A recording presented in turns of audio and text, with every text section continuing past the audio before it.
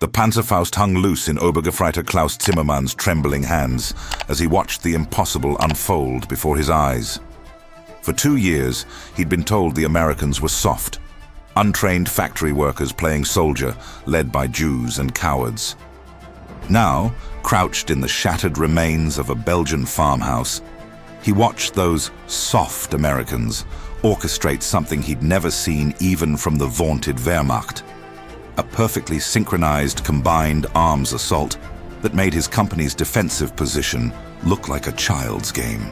The artillery came first, not the sporadic, rationed barrages he was used to, but a rolling wall of explosions that walked forward with mechanical precision, every shell landing exactly where it needed to. Then the tanks, not 3 or 4, not even a dozen. 37 Sherman tanks advancing in a coordinated line, their radios crackling with constant communication, while German armor still relied on hand signals and flags. Behind them, fresh American infantry moved with the casual confidence of men who knew more tanks, more shells, and more replacements were already on the way. "They're not supposed to fight like this," Klaus whispered to his lieutenant, who stared through the smoke with hollow eyes. "Our intelligence said—" "Intelligence lied," the officer cut him off. "Or our intelligence is 3 years old. Those aren't the Americans we invaded France expecting to face someday. Those are something else." What terrified Klaus most wasn't the firepower. Though watching American artillery strike 10 grid coordinates simultaneously while his own guns had rationed 5 shells per day was sobering enough. It was the waste. Americans fired 1,000-round machine gun bursts to suppress a single sniper. They called airstrikes on lone machine gun nests. They had so much of everything that they used abundance itself as a weapon, crushing German efficiency under sheer industrial contempt. The first American helmet appeared over the ridge, and Klaus realized with sudden, cold certainty, Germany had already lost. The Second World War wasn't just another European conflict. It was the crucible where American military power revealed itself to a world that had underestimated the sleeping giant. While Nazi Germany conquered a continent believing their tactical sophistication and supposed racial superiority made them invincible, they had miscalculated catastrophically. They'd measured American resolve by the Depression-era isolationism of the 1930s, never comprehending the industrial colossus that would awaken after Pearl Harbor. This is the story of Corporal James "Jimmy" Dawson, a 22-year-old tank driver from the 2nd Armored Division who landed in Normandy believing he was just one small part of the war machine. What he discovered, and what the Germans discovered too late, was that every American soldier was the war machine, backed by a production capacity that turned tanks into disposable assets and ammunition into an infinite resource. Jimmy's war would take him from the hedgerows of Normandy to the German frontier, witnessing firsthand the moment when Wehrmacht commanders stopped believing their own propaganda. Before we roll into Jimmy's story, I want to hear from all of you watching this right now. Drop a comment below telling me what city and state you're watching from. I love seeing how far these stories reach across this great country. And if you're new here, hit that like button and subscribe, because we've got dozens more stories about the Americans who showed the world what real military power looks like when a free people decide to fight. Now, let's get back to June 1944, and a young man from Oklahoma who's about to teach the master race a hard lesson about American steel.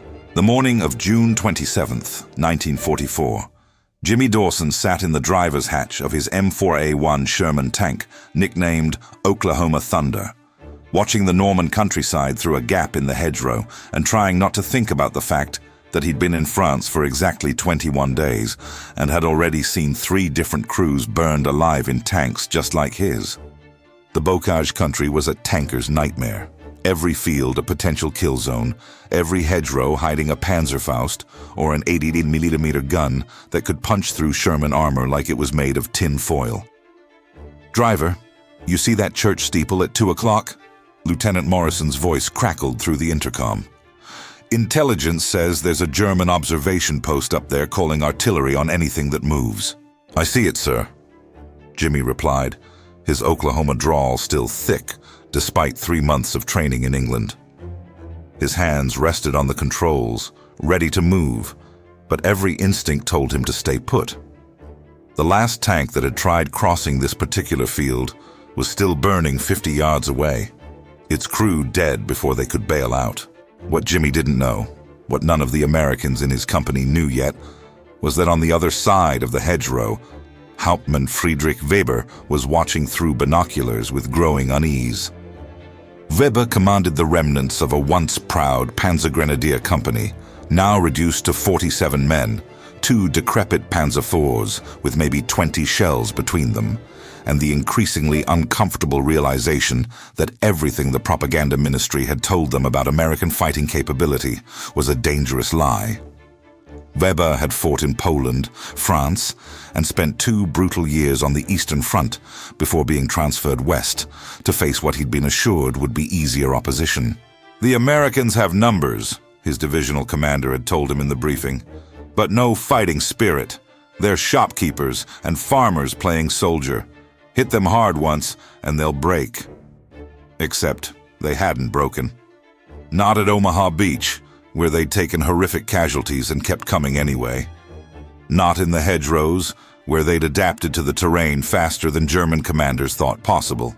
And certainly not yesterday, when Weber had watched in disbelief as American combat engineers had literally welded tank plows onto their Shermans overnight and started punching through hedgerows that were supposed to be impenetrable.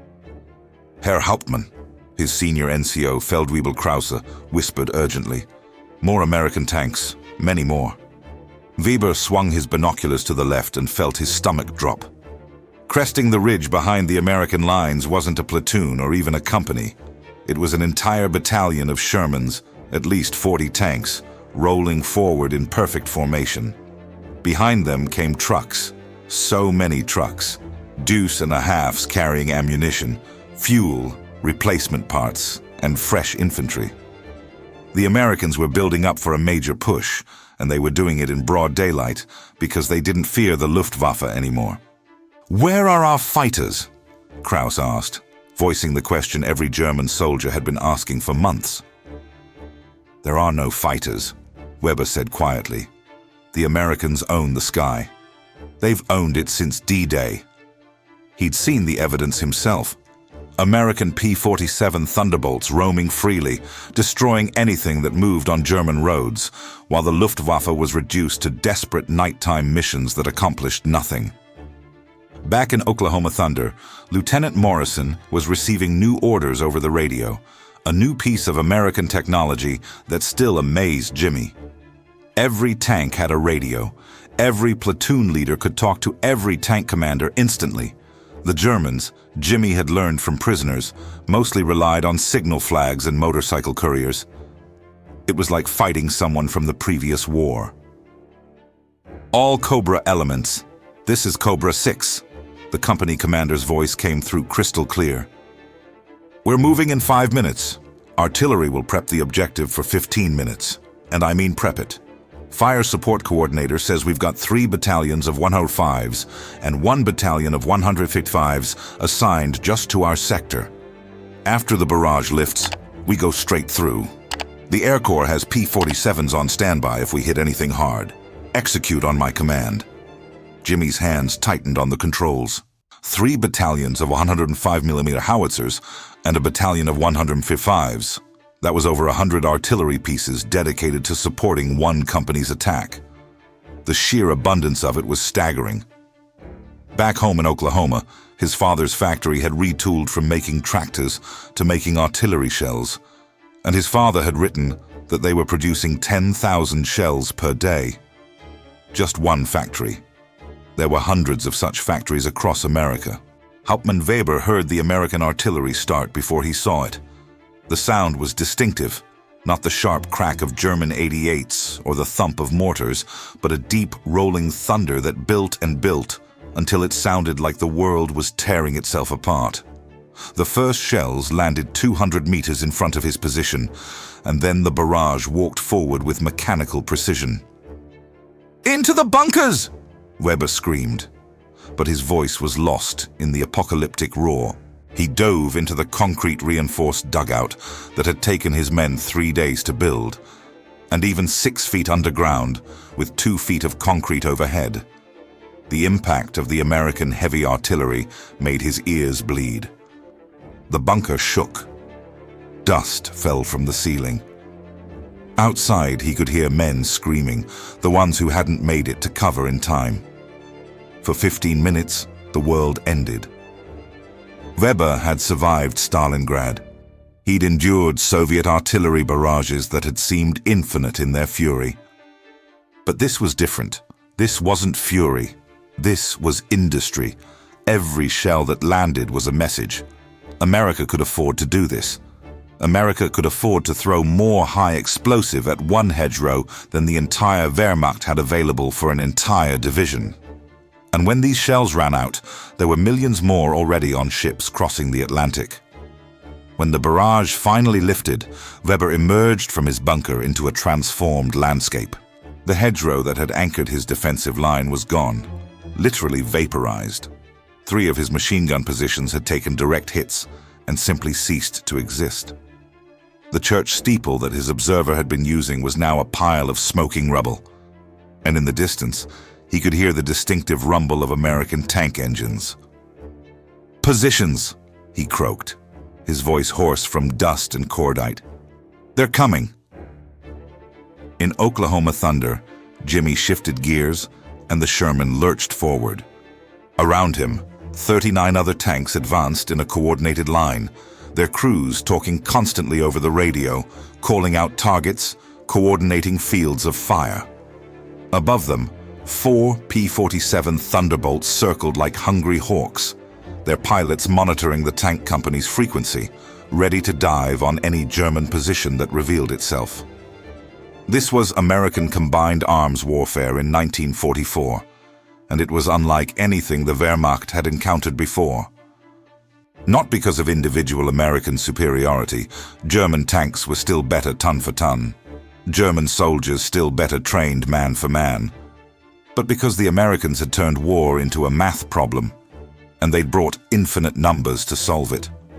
Hauptmann Weber watched them come and realized with perfect, terrible clarity that this wasn't a battle. This was an execution. His 47 men, his 2 worn-out panzers, his handful of anti-tank weapons. They were about to be erased by a force that could lose 10 tanks and have them replaced by tomorrow, while every German loss was permanent and irreplaceable. "Sir," Feldwebel-Kraus said quietly, "perhaps we should withdraw while we still—" The first American tank crested the demolished hedgerow, and Weber saw something that made his blood run cold. Welded to its front was a crude but effective plow made from salvaged German beach obstacles. The Americans had taken their own obstacles from D-Day and turned them into weapons. Behind it came another Sherman, and another, and another. And Weber stopped counting at 20 because it didn't matter anymore. What happened next would shatter everything Weber thought he understood about American fighting spirit, and the sound of it would haunt his dreams for the rest of his life.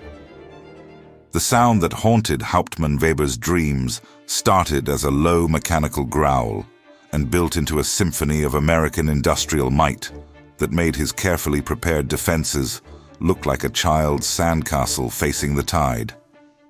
20 Shermans became 30, then 40, and behind them came the infantry. Not the ragged, exhausted soldiers he'd fought on the Eastern Front, but fresh Americans in clean uniforms carrying weapons that looked like they'd rolled off the factory floor that morning. Because they probably had. "Panzerfaust teams, wait for my signal," Weber hissed into his radio, one of only 3 functional radios left in his entire company. The Americans, he'd learned from interrogation reports, had a radio in every tank, every half-track, and every platoon leader carried a handheld unit. The technological gap wasn't just wide, it was a chasm that swallowed German tactical advantages whole. In Oklahoma Thunder, Jimmy guided his Sherman through the gap in the demolished hedgerow, his eyes scanning for the telltale signatures of German anti-tank weapons. Lieutenant Morrison stood in the commander's hatch, binoculars pressed to his eyes, calling out potential targets, while simultaneously listening to 3 different radio frequencies: company net, platoon net, and the artillery support channel. Cobra 2-1, this is 2-6. I've got what looks like a machine gun position. You're 11 o'clock, 200 yards. You see it? Morrison's voice was calm, almost conversational. This was his 9th combat action in 3 weeks, and he'd learned that panic got you killed while methodical violence got you home. 2-6, 2-1, confirmed. We've got it. The responding tank was already traversing its turret, the 75mm gun swinging toward the target with smooth precision. Weber watched in mounting horror as the American tanks didn't charge blindly forward. They moved with calculated coordination, each tank covering sectors, each crew communicating constantly. When his machine gun team opened fire, a desperate attempt to slow the infantry, 3 American tanks immediately engaged it. Not 1, 3. They fired high explosive shells at a target that barely merited a mortar round because they could. Because somewhere in France, American trucks were delivering more ammunition than Weber's entire battalion had received in the last month. The machine gun position vanished in a triple explosion that sent dirt and shrapnel 50 feet into the air. Weber didn't see any bodies fly clear because there was nothing left to fly. "Panzerfaust! Now!" Weber screamed. Gefreiter Hans Müller, 19 years old and terrified, rose from his concealed position 30 meters from the lead Sherman with the Panzerfaust already on his shoulder. He'd trained for this moment, drilled on it dozens of times. Aim for the side armor where it's weakest. 1 shot, 1 kill. That's what the instructors had promised. He fired. The shaped charge warhead streaked toward Oklahoma Thunder's left track assembly in a perfect shot, and missed by 2 feet as Jimmy, warned by infantry spotters he hadn't even known were watching his tank, jerked the Sherman hard right. The Panzerfaust's rocket sailed past and detonated harmlessly against a tree. What happened next demonstrated the difference between German tactical theory and American combat reality. Hans didn't get a chance to reload. He didn't even get a chance to dive back into his hole. 3 American infantrymen who'd been specifically trained to watch for anti-tank teams opened fire simultaneously with their M1 Garands, semi-automatic rifles that could put 8 rounds downrange, faster than a German soldier could work his bolt-action Kar-98K twice. Hans Müller died before his Panzerfaust hit the ground, his body torn apart by 30 Euro 6 rounds that came from soldiers he'd never even seen. "Panzerfaust team down!" an American voice reported calmly over the radio. "Continue advance!" Inside Oklahoma Thunder, Jimmy's heart was hammering so hard he thought his crew could hear it over the engine noise. That rocket had come within feet of killing them all. But around him, the attack continued without pause. The American military machine didn't stop for one close call. It didn't even slow down. "Good driving, Dawson," Lieutenant Morrison said, his voice steady. "Keep us moving. Artillery, this is Cobra 2-6. I need smoke on grid reference." He rattled off coordinates from memory, and 30 seconds later, 81mm mortar rounds were dropping smoke shells exactly where he'd requested, screening the American advance from German observation. Hauptmann Weber watched his defensive line collapse in slow motion. Not because his men weren't fighting, they were dying in their positions, refusing to retreat. But because every advantage the Wehrmacht had relied on since 1939 had been neutralized by American resources and adaptation. His carefully sighted machine guns, destroyed by tank fire before they could accumulate meaningful kills. His anti-tank weapons, hunted by infantry who'd been trained specifically to spot and eliminate them. His artillery support, non-existent because American counter-battery radar had located and destroyed his few remaining guns within minutes of them revealing their positions. "Herr Hauptmann, we must fall back," Feldwebel Krause urged, blood running down his face from a shell fragment wound. "We cannot stop them. We can only die here." Weber wanted to argue, wanted to cite orders about holding at all costs, but the professional soldier in him recognized the truth. This wasn't the Eastern Front where fanatical defense could bleed the enemy white. The Americans didn't care about casualties the way the Soviets did. They simply brought enough firepower to make casualties irrelevant. He'd seen the intelligence reports from other sectors. Americans who lost tanks in the morning had replacement tanks by evening. Americans who took 50% casualties could be reinforced to full strength within 48 hours. Germany had no such luxury. Every man he lost here was irreplaceable. Every tank destroyed was gone forever. "Sound the withdrawal," Weber ordered, the words tasting like ash in his mouth. "Fighting retreat to the secondary positions. Move now, before they encircle us." But the Americans had anticipated this too. As Weber's surviving men began pulling back, the radio crackled with a new voice. An American air controller speaking calmly to the P-47 pilots circling overhead. "Jug flight, this is ground control. We've got enemy infantry retreating north-northeast from grid Sierra 7. Request interdiction." "Ground control, Jug lead. We've got visual. Rolling in now." Jimmy heard the P-47s before he saw them, the distinctive sound of their massive radial engines changing pitch as they dove from 8,000 feet. Then they were there.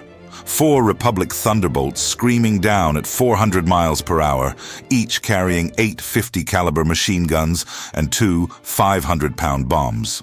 What happened to Weber's company in the next 90 seconds was beyond anything the Hauptmann had experienced in 5 years of war. The P-47s didn't just strafe his retreating men, they annihilated them. 50 caliber rounds designed to destroy aircraft engines cut through human bodies like a scythe through wheat.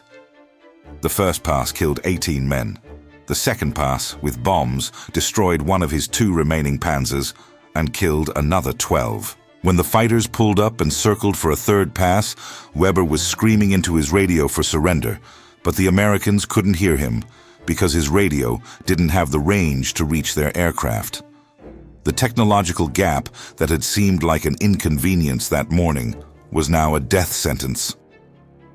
"White flag! White flag!" Feldwebel Kraus was shouting, waving a torn undershirt frantically above the crater they dived into. The P-47s held their fire. The American ground controller had spotted the surrender signal and called off the attack with the same calm professionalism that characterized everything the Americans did.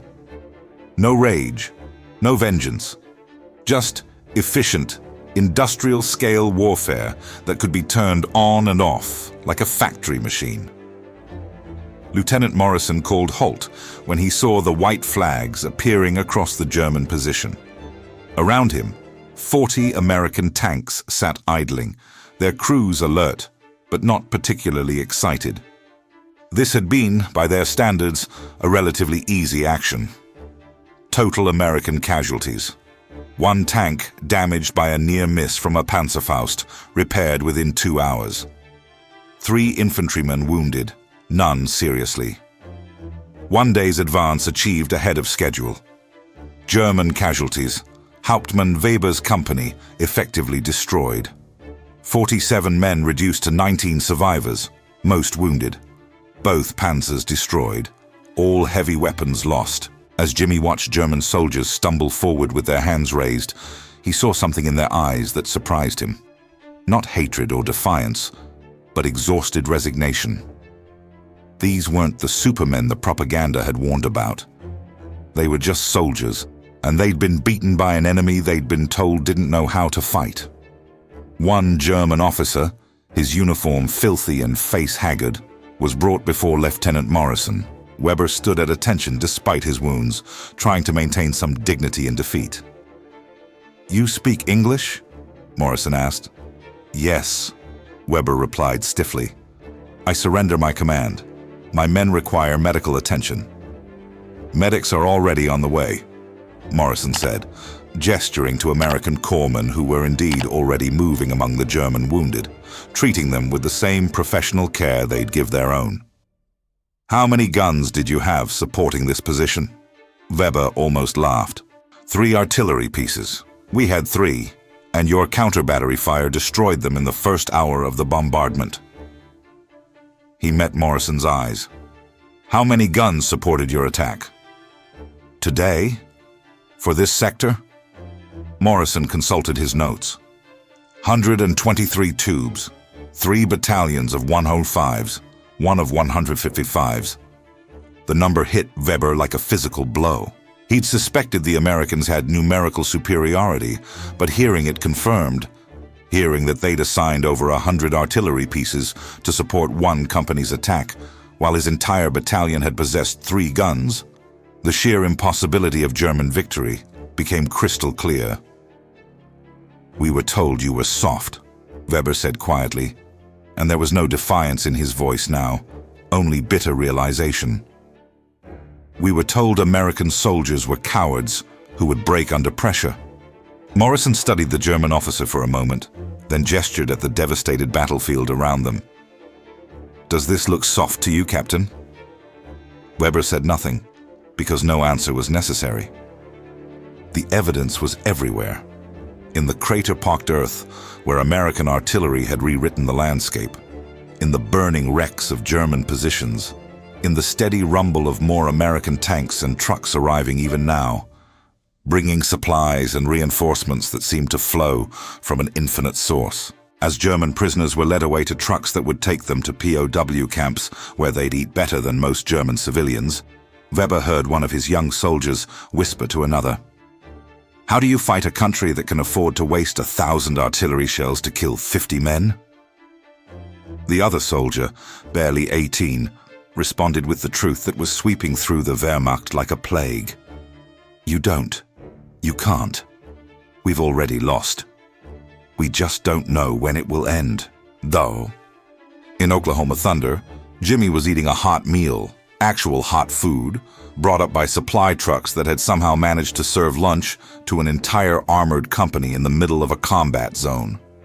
As he ate beef stew that had been cooked just 3 miles behind the lines, he thought about the German prisoners he'd seen, hungry and hollow-eyed, staring at American rations like they were treasures from heaven. The war wasn't over. Germany would fight for almost another year, and thousands more would die. But sitting in his tank, surrounded by the casual abundance that characterized every aspect of American military logistics, Jimmy Dawson understood something the Germans were only beginning to comprehend. The outcome had never been in doubt. Not really. Not once American industry had fully mobilized and turned its attention to war. The only question that remained was how much longer German commanders would sacrifice their men to delay the inevitable, and whether Jimmy would survive long enough to see the inevitable came into sharper focus 3 weeks later when Oklahoma Thunder rolled into the outskirts of St. Lo, and Jimmy Dawson got his first real look at what happened when German fanaticism collided with American firepower on an urban battlefield. The city was a moonscape. Every building reduced to rubble by American bombers and artillery, every street a maze of craters and collapsed structures. And somewhere in that devastation, German paratroopers were still fighting, still clinging to Hitler's insane orders to hold every meter of ground. "This is what happens when they won't surrender," Lieutenant Morrison said grimly, surveying the ruins through his binoculars. "Bomber Command dropped 2,000 tons on this city in one night. 2,000 tons. And there's still krauts in there who think they can win." Jimmy didn't respond, but he was thinking about Hauptmann Weber, who'd had the sense to surrender when the math became impossible. These paratroopers in St. Lo, the Fallschirmjäger, they were elite troops, fanatics who'd been told they were the best soldiers in the world. They were about to learn the same lesson Weber had learned, but they were going to learn it the hard way. Across the ruined city, Oberleutnant Dieter Hoffmann crouched in the basement of what had once been a bank and tried to maintain the illusion of command over his decimated company. He'd started the Normandy campaign with 140 men. He now had 37, and most of those were wounded. They had ammunition for maybe 2 more days of fighting, No air support, no armor support, and no hope of reinforcement, because the roads leading to St. Lo were killing grounds where American fighter bombers destroyed anything that moved in daylight. But Hoffmann was Fallschirmjäger, German airborne, the elite of the elite. He'd jumped into Crete and survived. He'd held Monte Cassino against impossible odds, and he'd been personally decorated by Goering himself with promises that German paratroopers were worth 10 regular soldiers, that their fighting spirit and superior training made them invincible. Those promises felt hollow now as he listened to the rumble of American tanks approaching. Not a few tanks on a probing attack. The sound was continuous, mechanical thunder that spoke of dozens of armored vehicles moving in concert. Through a crack in the rubble, he caught glimpses of them. Shermans, yes, but also M10 tank destroyers, M4 high-velocity Shermans with 76mm guns, and self-propelled artillery pieces rolling right into the city itself. They're bringing their artillery into direct fire positions. His second-in-command, Feldwebel Richter, whispered in disbelief. They're going to use 105mm howitzers like assault guns. Hoffmann had seen many strange things in this war, but nothing quite prepared him for the American approach to urban combat. The Soviets in Stalingrad had fought building to building with knives and grenades, accepting horrific casualties as the cost of victory. The Americans, characteristically, had found a different solution. They simply destroyed any building that might contain Germans, using firepower so overwhelming that resistance became a death sentence rather than a tactical option. The first building to receive American attention was a 3-story apartment complex 200 meters from Hoffmann's position, where a German machine gun team had made the mistake of firing on American infantry. What happened next demonstrated the American philosophy of urban warfare. Why risk soldiers when you have unlimited ammunition? Lieutenant Morrison's voice came over the radio with coordinates. Fire mission. Building complex, grid, November 37. Suspected machine gun nest, 2nd floor. Within 90 seconds, 3 things happened simultaneously. First, 2 M4 Shermans maneuvered to positions where they could engage the building directly, their 75mm guns loaded with high explosive rounds. Second, an M7 Priest self-propelled howitzer, a 105mm gun mounted on a tank chassis, rolled into position just 300 yards from the target. Third, a P-47 that had been circling overhead received clearance for a rocket attack. The German machine gun team never had a chance to fire again. The Shermans hit the 2nd floor with 6 HE rounds in rapid succession, blowing out walls and support structures. The Priest fired 3 105mm shells directly into the building's base, and the P-47 put 2 5-inch rockets into the 3rd floor for good measure. The entire structure collapsed in a cloud of dust and smoke, and if anyone had survived inside, they were now buried under tons of rubble. Time elapsed from first shot to building collapse. 45 seconds. American casualties, 0. Next building, Morrison ordered calmly, as if he'd just finished a training exercise, rather than obliterated a structure that had stood for 2 centuries. Oberleutnant Hoffmann watched the systematic destruction with growing horror. This wasn't warfare as he understood it. This was industrial demolition, with enemies inside the buildings being demolished. The Americans weren't even attempting to clear structures room by room. They were simply erasing every potential defensive position, turning the entire city into rubble that couldn't be defended. "We have to fall back," Feldwebel Richter urged. "If we stay here, they'll just bring down this building on our heads." "Fall back to where?" Hoffmann snapped. "Every position is the same. Every building is a tomb waiting to be sealed." But even as he spoke, he knew Richter was right. Staying in one place meant certain death from American firepower. At least if they moved, they might survive a few hours longer. The withdrawal order had just left his lips when Oklahoma Thunder appeared at the end of their street, its turret swiveling toward the bank building. Jimmy saw the German soldiers moving through the rubble and reported it immediately. 2621. I've got Kraut infantry, multiple targets. You're 12 o'clock, 300 yards. They're in the open, moving between buildings. Morrison's response was instantaneous. All Cobra elements, we've got targets in the open. Infantry, take cover and mark positions. Tanks, load HE and prepare to engage. Fire on my command. What followed was a masterclass in American combined arms coordination. The American infantry, rather than charging forward into potential ambush, immediately took cover and used colored smoke grenades to mark German positions for the armor. The tanks, all 12 in Morrison's platoon, formed a firing line with overlapping fields of fire. Behind them, an M4 mortar carrier crew was already calculating firing solutions, ready to drop 81mm mortar rounds on any Germans who tried to escape. Hoffman realized the trap too late. His men were caught in the open between buildings, exposed on a street that had become a kill zone. He screamed for them to find cover, but cover didn't exist anymore. The Americans had already destroyed most of the structures, and what remained was too unstable to hide in. "Fire!" Morrison ordered. 12 Sherman tanks opened fire simultaneously, not at individual targets, at grid squares. They saturated the street with high explosive rounds, the overlapping explosions creating a firestorm of shrapnel and concussion that no human could survive in the open. Hoffman's company, the elite paratroopers who'd been told they were invincible, died in less than 20 seconds.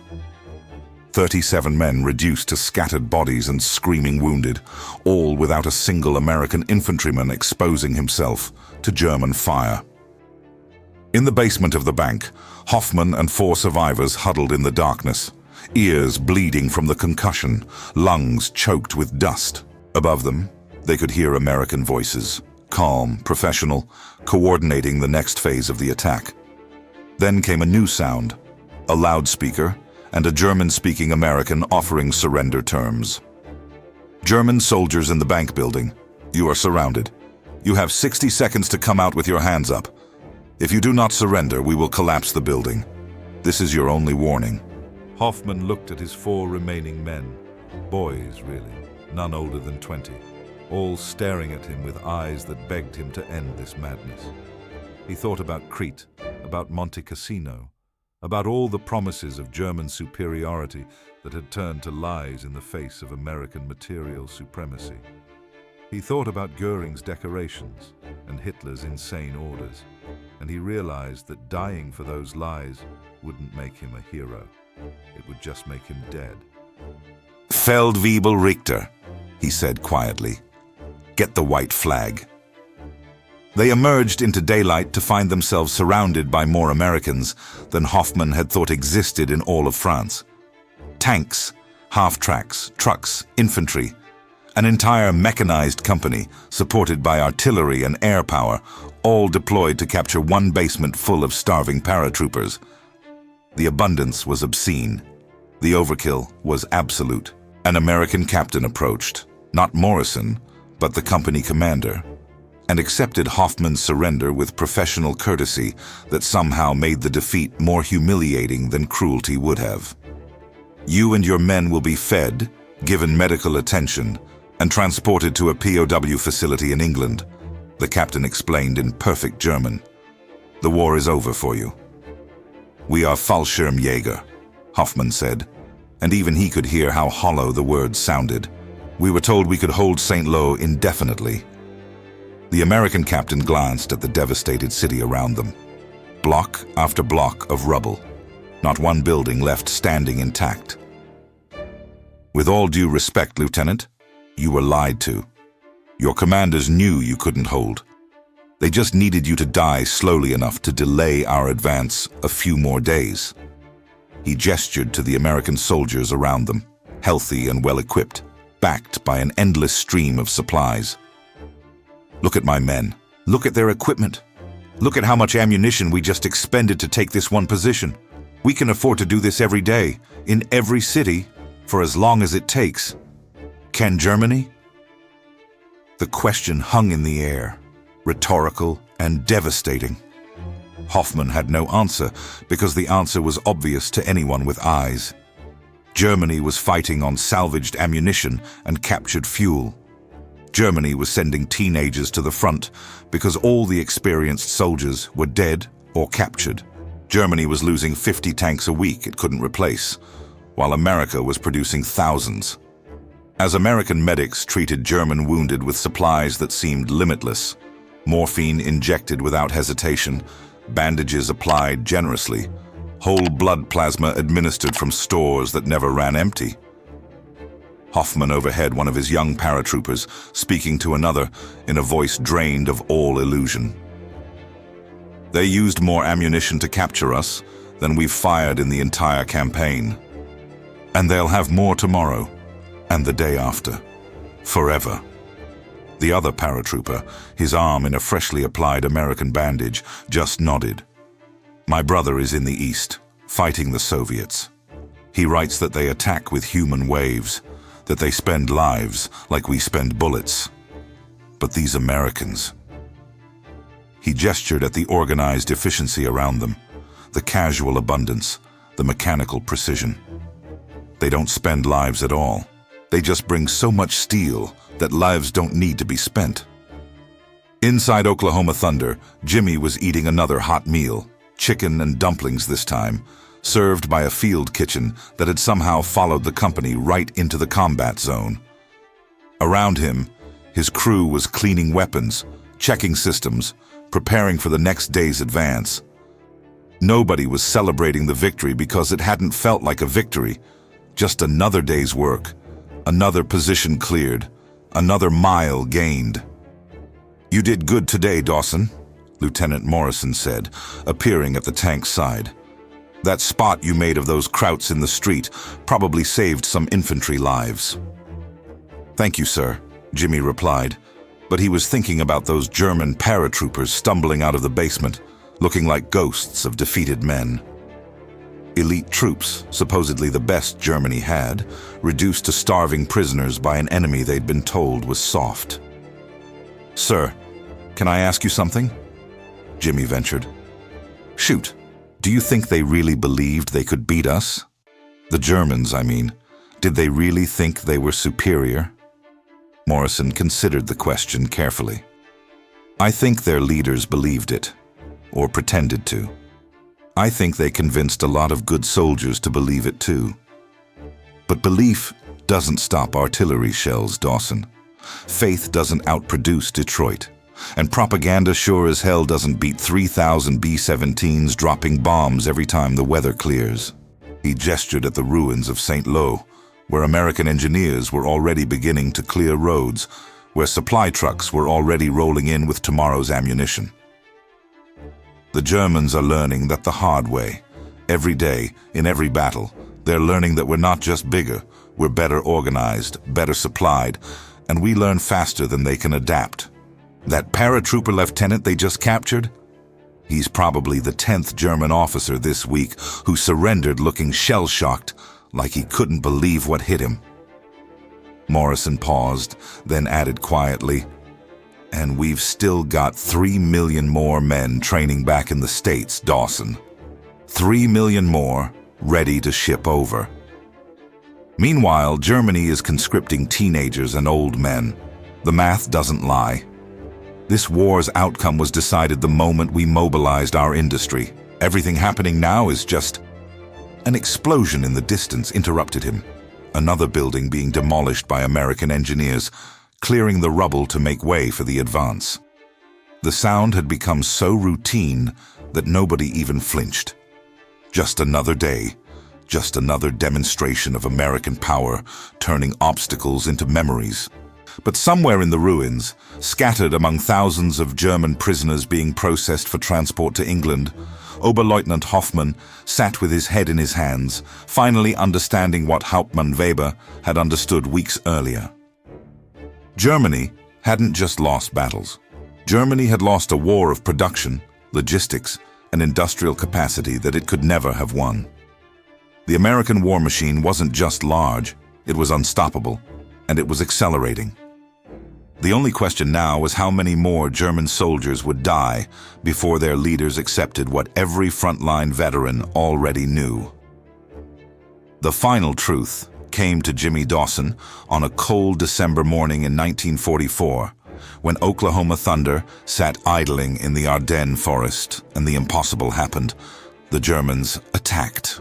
Not a desperate local counterattack, but a massive offensive involving 3 entire armies, hundreds of tanks, and 250,000 men that Hitler had somehow scraped together from a nation that was supposed to be on its knees. The Battle of the Bulge had begun, and for the first time since Normandy, Jimmy felt genuine fear that maybe, just maybe, the Germans had one more miracle left in them. Obersturmbannführer Klaus Brenner commanded a battalion of King Tiger tanks in the 1st SS Panzer Division, and for the first time in 6 months, he felt something approaching hope. His Tigers, magnificent 70-ton monsters with armor that could shrug off Sherman rounds and 80 mm guns that could kill at 2 kilometers, were finally receiving adequate fuel and ammunition. The Führer had promised them that this offensive would split the Allied armies, capture Antwerp, and turn the tide of the war. More importantly, they were attacking in weather that grounded American aircraft. Without their airplanes, the Americans are just another enemy, Brenner told his company commanders in the pre-attack briefing. We've seen how they fight. They rely on artillery and air support because their tanks are inferior, and their soldiers lack our fighting spirit. In weather like this, in close terrain, we will show them what German armor can really do. His commanders nodded with grim confidence. They'd all fought in Russia, all survived encounters that should have killed them, and they genuinely believed that the only thing that had prevented German victory so far was American material superiority. Strip away that advantage, fight on equal terms, and German tactical excellence would prevail. They were about to learn how catastrophically wrong they were. The German offensive hit American positions with stunning force on December 16th. Entire regiments were overrun in the initial assault. Green American divisions, caught by surprise, broke and ran. For 3 days, it looked like Hitler's mad gamble might actually work.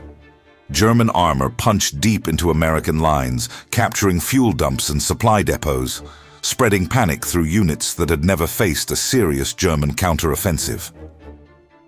But then, something happened that shocked the German commanders more than any tactical defeat. The Americans didn't collapse. They didn't sue for peace.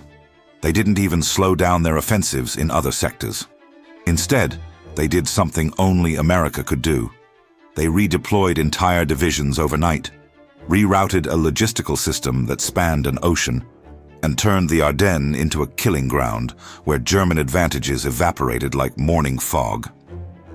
Lieutenant Morrison's voice crackled over the radio on December 20th, calm despite the chaos. All Cobra elements, new orders from division.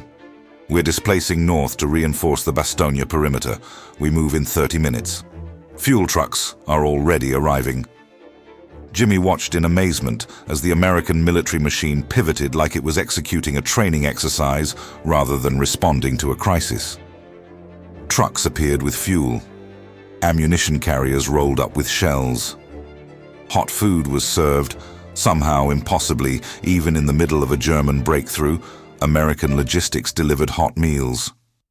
Around him, entire battalions were moving, all coordinated by radio networks that let commanders in Paris communicate instantly with tank crews in Belgium.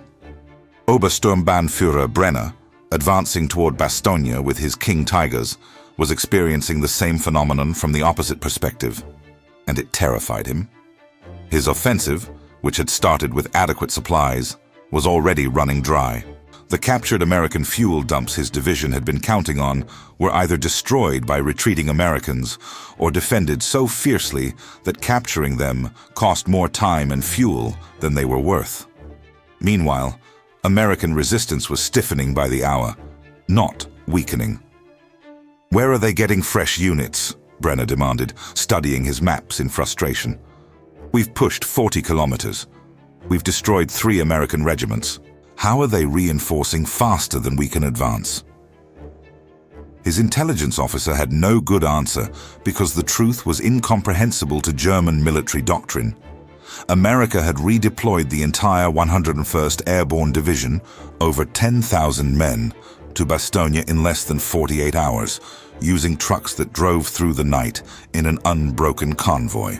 They'd moved an entire armored division from the south to the north in 3 days, consuming enough fuel in the movement alone to supply an entire German army for a week. They'd shifted artillery battalions, moved supply dumps, and reorganized their entire defensive posture, while simultaneously launching new offensives in other sectors. The German military had never seen anything like it because no military in history had ever possessed such logistical flexibility. On December 23rd, the weather cleared. Brenner heard the planes before he saw them, a sound that had haunted German commanders for over a year. P-47 Thunderbolts coming in waves. Not a dozen aircraft on a single strike, but hundreds of fighters and fighter bombers, all coordinated by radio, all carrying bombs and rockets, all hunting for German armor that had nowhere to hide in the snow-covered forests. "Air attack! Disperse! Disperse!" Brenner screamed into his radio, but dispersing didn't matter when the Americans had this many aircraft. His King Tigers, magnificent on paper, were just expensive coffins when American pilots put rockets through their thin top armor. He watched in impotent rage as 3 of his Tigers, each representing months of German industrial production, were destroyed in 5 minutes by aircraft that America was building at a rate of thousands per month. And then came the artillery. American forward observers, working with radio coordination that seemed almost magical to German troops used to signal flags and runners, called down fire missions with devastating accuracy. Brenner's advance, which had pushed so far so fast, ground to a halt under a bombardment that made the Normandy barrages look like practice exercises. Entire German regiments were pinned down by fire from American artillery battalions that seemed to have unlimited ammunition. "How many shells are they firing?" one of Brenner's company commanders asked in disbelief, listening to the unending roar of explosions. "All of them," Brenner replied bitterly. "They're firing all the shells. They make more shells in a day than we make in a month, and they're using them like they're free."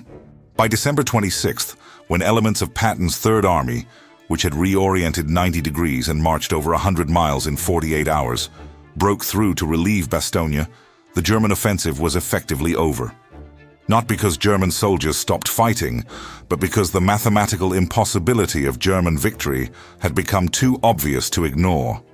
Oklahoma Thunder was part of the relief column, and Jimmy got his first look at what German superiority actually meant when confronted with American determination backed by American logistics. The roads leading to Bastogne were littered with destroyed German armor, King Tigers, Panthers, and Mark IVs, all burning or abandoned, their crews either dead or trudging into captivity with expressions of hollow defeat. One particular scene would stay with Jimmy forever. A King Tiger, the most powerful tank in the world, sitting disabled by the roadside. Its 80mm gun was undamaged, its armor barely scratched, but it was out of fuel. Just out of fuel. Somewhere nearby, 3 American Shermans sat refueling from a truck that had driven straight through contested territory to deliver gasoline, because American logistics didn't stop for something as minor as a German offensive. Obersturmbannführer Brenner was captured on December 28th, when his command tank, also out of fuel, was surrounded by American infantry who'd walked up to it, knowing the crew couldn't move and couldn't escape. He emerged from his King Tiger's hatch to find himself facing Lieutenant Morrison, who accepted his surrender with the same professional courtesy that had become the hallmark of American occupation. "Your tank is impressive," Morrison said, walking around the Tiger with genuine appreciation. "Probably the best tank design in the war."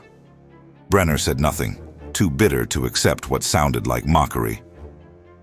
"But design doesn't win wars, Colonel," Morrison continued. "Production does, logistics does. We've lost thousands of Shermans since Normandy, and we've replaced every single one of them and added more besides. How many King Tigers has Germany built? A few hundred? And you just lost most of them here in an offensive that accomplished nothing except to delay the inevitable by a few weeks. Morrison gestured at the American columns rolling past. Trucks, tanks, half-tracks, artillery pieces, all moving in an endless stream toward the front. You see that? That's been going non-stop since we landed. 24 hours a day, 7 days a week, supplies flowing from America to France to here. Your offensive was supposed to cut our supply lines, but you know what? Even when you did cut them, we just built new roads around you. We had engineers laying bridges faster than you could blow them up. We had trucks driving through forests because the roads were blocked.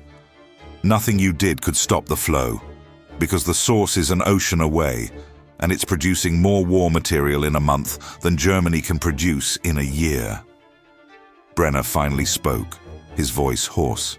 We were told that German soldiers were superior, that our training, our discipline, our will to fight was stronger than any American could possess. Your soldiers are brave, Morrison acknowledged. Some of the best I've fought against. But Colonel, your leaders lied to you about everything else. They told you Americans were soft, and you just saw Bastogne hold with paratroopers eating frozen rations in surrounded positions who refused to surrender.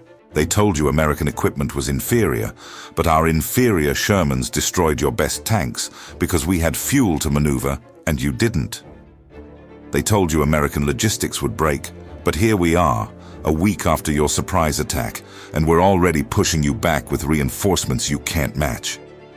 Morrison paused, then delivered the final, devastating truth. You want to know the real difference between us, Colonel? It's not that American soldiers are better than German soldiers.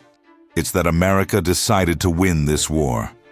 And when America decides to do something, it brings resources that make the outcome inevitable. You're fighting a nation that has more of everything.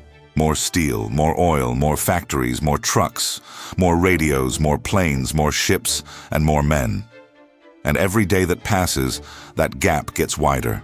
As Brenner was led away to join thousands of other German prisoners being processed with efficient American organization, he passed a group of young SS soldiers, barely 18, sitting in the snow and eating American rations that were better than anything they'd received from their own supply system. One of them looked up at Brenner with eyes that held no more illusions. Herr Obersturmbannführer, the boy said quietly, is it true what the Americans are saying? That they're still building more tanks back in America? That this is just a small part of their army? Brenner wanted to lie, wanted to maintain the illusion of German superiority for these young soldiers who still believed. But he'd seen too much, lost too much, understood too clearly that every promise from Berlin had been a fantasy designed to keep soldiers dying for a cause that was already lost. Yes, he said simply, it's all true, every word. In Oklahoma Thunder, Jimmy Dawson sat writing a letter home to Oklahoma, trying to explain to his father what this war had taught him about American power. The words came slowly, but the truth was clear. Dad, you asked me if the Germans were as tough as everyone said. They are. They're well-trained, well-led, and they fight hard. But they made one fatal mistake. They believed their own propaganda about American weakness. They thought we were shopkeepers and farmers who couldn't fight. They didn't understand that being shopkeepers and farmers meant we knew how to organize, how to produce, how to build systems that worked. Every German soldier I've met looks shocked when they see how we operate, how much we have, how we can lose a battle and come back stronger the next day. We're winning this war not because we're better soldiers, though our guys are plenty tough, but because America is better at everything that makes modern war possible.